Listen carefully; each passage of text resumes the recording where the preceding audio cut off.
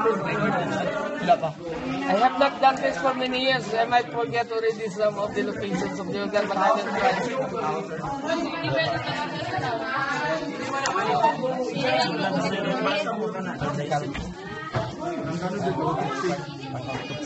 Ay, estado ka, itaas ang kamay. Ano yung gamiton niyo basta mang pan mo? Mang awat mo? Sakay mo? Di na makuha ang Hindi fingerprint. makuha yung fingerprints ano eh. Ay, din. Hindi na magmask na siya. Na kay kan mo lang.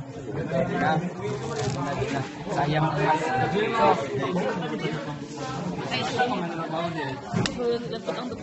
So, I will require you to do this later ha. Once practical exam.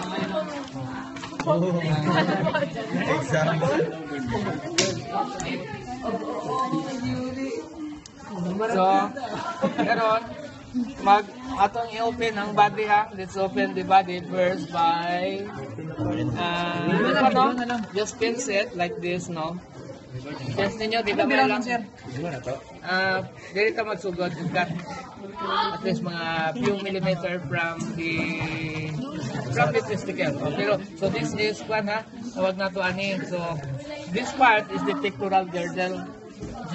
Pectoral girdle. Ganit na to, ano sir? Okay, this is the pectoral region. Pectoral region, this is the pelvic region.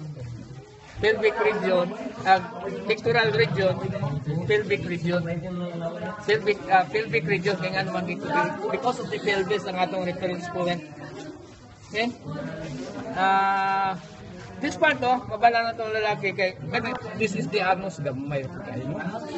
The anus is just behind the testicle.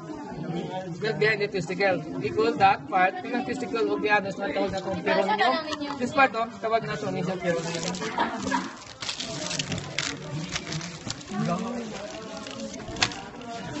This one is the perineum, ha? Perineum. This is the anus. Hindi makita na. This is the anus. This is the anus. This is the perineum. Ha? This is the anus. This is the anus. This is the perineum. Testicle. Ha? Testicle. Testicle na siya. Hindi na lalaki din siya. Example ba? Practical ba yun? Ha? So, pelvic region, pectoral